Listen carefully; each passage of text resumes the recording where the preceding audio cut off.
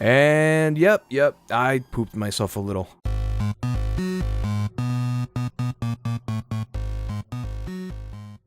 So, with Halloween just around the corner, I have to get into the spooky spirit, right?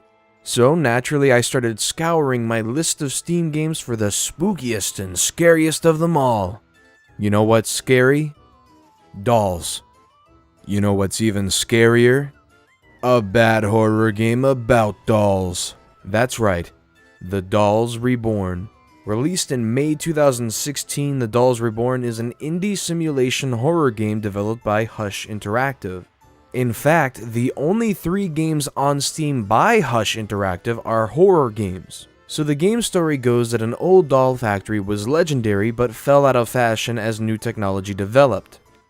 However, a new company started production on shiny new toys in the factory, and your job is to watch the factory at night and ensure the automatic machines stay running.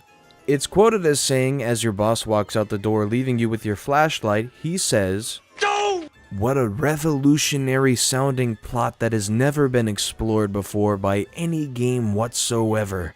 Not a single one. Let us now experience the horrors contained within this game.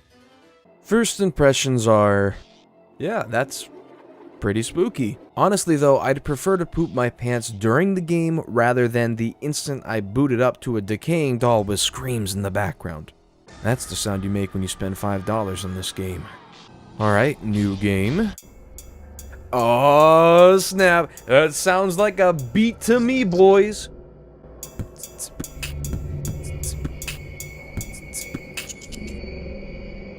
Playing this game, gonna try not to poop all over my pants.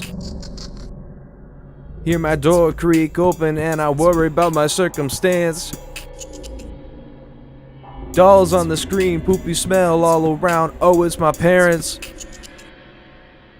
Slow shutting the door, we choose to never talk about it again. Word. Okay, so the instructions seem simple enough and very clearly straight from Five Nights at Freddy's. All throughout your shift, you have a flashlight to detect anything that's hidden.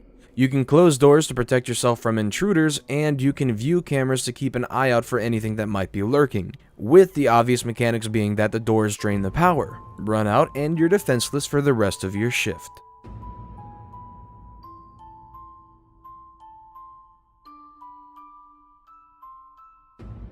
Why is it blurry? Cooper & Son Co. Classic Toy Town reopens to the public. Okay, listen. 1, hardly anyone reads the newspaper anymore. 2, nobody in their right mind is going to buy dolls that look so disgusting and demonic like that. And 3, there are not any job listings in the newspaper anymore, especially one that pays $30 an hour. Ah, yes, the classic FNAF phone call. Hey, newbie, just rang to say good luck on your first day. Thanks, buddy. Work. It's just the training shift, which is 3 hours on your first day. So, as you can see, the factory is small, and of course, being a family-owned business, the work... Oh, this factory sure looks like something. Just don't fall asleep on me. At this stage, the power's a little iffy. What are these random sounds? What kind of a factory is this? Anyway, I won't keep you from your work. Talk to you in the morning. Okay. Thanks a bunch, I guess. Weird guy on the phone call with no name at all, apparently. Here we go. Why is there just incessant sounds that happen out of nowhere? Just for the sole purpose of trying to be spooky. I actually don't understand the plot here. Am I supposed to be walking around right now? Ah, yes, just another average night at the toy factory. Hey, who's out there playing that oddly high-pitched instrument? Show yourself, you talented coward!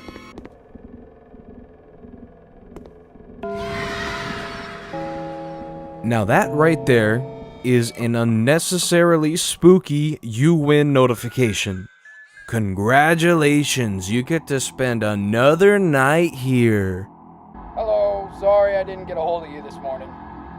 Things have been really busy today. I guess some of the toys got broken overnight. I only say this because Ooh, advancing the plot. Interesting. Give us a call. Besides that, all seems to be in good shape. I've had a good feeling about you. I'm sorry, I couldn't hear you behind the extremely weird sound effect. Yeah, that right there. Okay, great.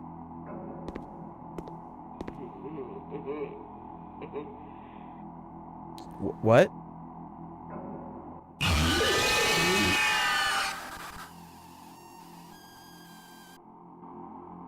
Oh. Oh. And yep, I pooped myself a little. Great, I gotta listen to his stupid phone call again. Okay guys, new strat, we're just going to close all of the doors. What's the worst that could possibly happen? Oh great, that's actually kind of an unreasonably fast power drainage going on. Alright, listen, I'll open this door. Just one time. See, there's nothing there. Oh. Yes, there was. There actually was something there. Hello? Well, there's nothing out this one, so we're fine. I consider this an easy win. Oh, I'm dead. I'm dead. I'm dead. Is this death? Am I dead? Am I dying? No. No? Okay. How about this door? Is there anybody outside? Yes, there is! That didn't play any audio. Right. Okay. Excellent. I guess I'll try again! Alright, this is a speed run. Screw the guy's voice, I'm just gonna go ahead and... I'm getting straight to it. Let's go. Speedrun strats. Wow, that phone really has some good audio reaching all the way out here into the factory. Why is it so dark? You think if they could afford $30 freaking an hour for one security guard, they'd be able to afford a few lights in this place. Honestly, what's the point of letting me walk around? If the game mechanics are literally watch the cameras and shut the doors when necessary, why am I allowed to just roam around this entire facility? There's stupid jump scares all over the place.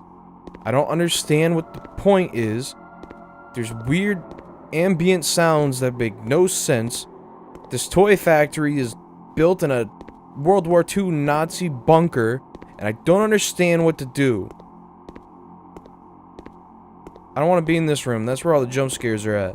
Alright, I've decided for science, I'm going to let the battery run out and see what horrors befall me. You know, these little door windows would actually make a great place to put a character like pop up over and just spook the ever-living crap out of you. But I doubt this game would go to those lengths, honestly. Alright friends, we're down to the last 10%. I'm gonna huddle in a corner, turn my flashlight on, and get ready. I'm turning my audio down. I'm turning it down. I'm a baby, okay? I'm a baby. Listen. Sounds still are spooky, and I don't like it. Alright, here we go.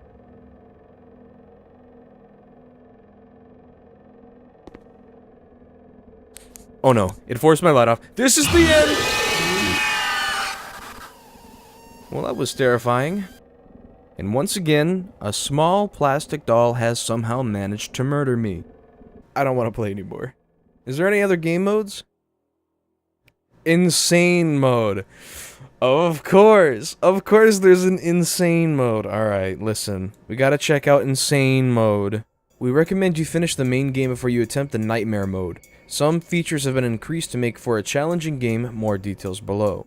Okay, listen, I couldn't even get past the main game, I couldn't beat Night 2, and I don't have the patience to sit through that guy's phone recording again, to just inevitably get killed by some plastic doll again. I'm not... Listen, just play insane mode, and then we can end the stupid video.